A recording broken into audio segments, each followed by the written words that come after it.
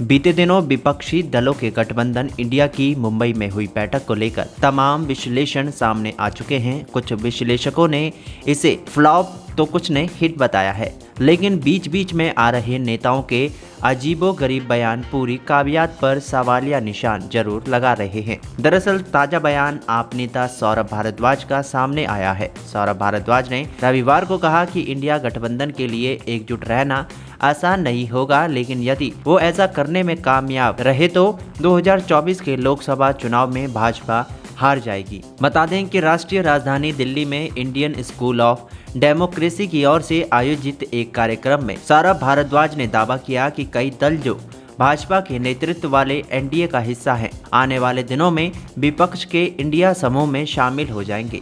तो वहीं भाजपा नेता जयवीर शेरगिल ने दावा किया है कि इंडिया ब्लॉक के घटक दल प्रधानमंत्री नरेंद्र मोदी के प्रति अपनी नफरत के कारण एक साथ आए हैं।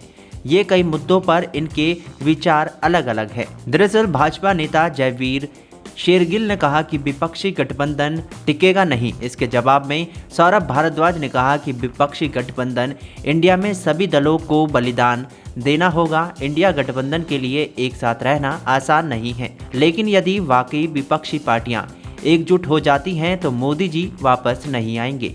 इसके साथ ही उन्होंने ये भी दावा किया कि मौजूदा वक्त में कई पार्टियां डर के कारण एनडीए के साथ हैं। जल्द ही ये पार्टियां इंडिया में शामिल होंगी। इन सब के बीच राजद नेता मनोज झा ने कहा कि विपक्षी गठबंधन इंडिया के घटक दलों के बीच भले ही कई मतभेद हों, लेकिन बुनियादी मुद्दों पर इनके बीच सहमति है।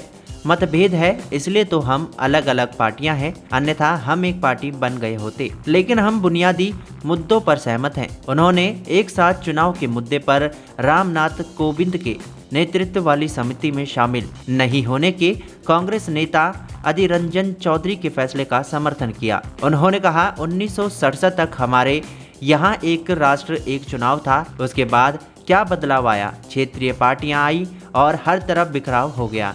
क्या आप आजकल कह सकते हैं कि हमारे पास एक राष्ट्र एक चुनाव है और कल विधानसभाएं भंग नहीं होंगी या खंडित जनादेश नहीं आएगा। उन्होंने आरोप लगाया कि सरकार कई मोर्चों पर अपनी विफलता को छुपाने के लिए एक दिखावा लेकर आई है। समिति को ही देख लीजिए, उन्होंने पहले ही अपनी रिपोर्ट तैयार कर ली है और उस पर कुछ हस्ताक्षर चाहते हैं। दरअसल सनद रहे हाल ही में इंडिया अलायंस की मुंबई में हुई बैठक में दिल्ली के सीएम अरविंद केजरीवाल ने कहा था कि ये देश के केवल 25 से 26 दलों का गठबंधन नहीं, ये इंडिया गठबंधन देश के 140 करोड़ लोगों का अलायंस है। देश के लोग बहुत बड़ी संख्या में 21वीं सदी के भारत का निर्माण करने के लिए एकजुट हो रहे हैं।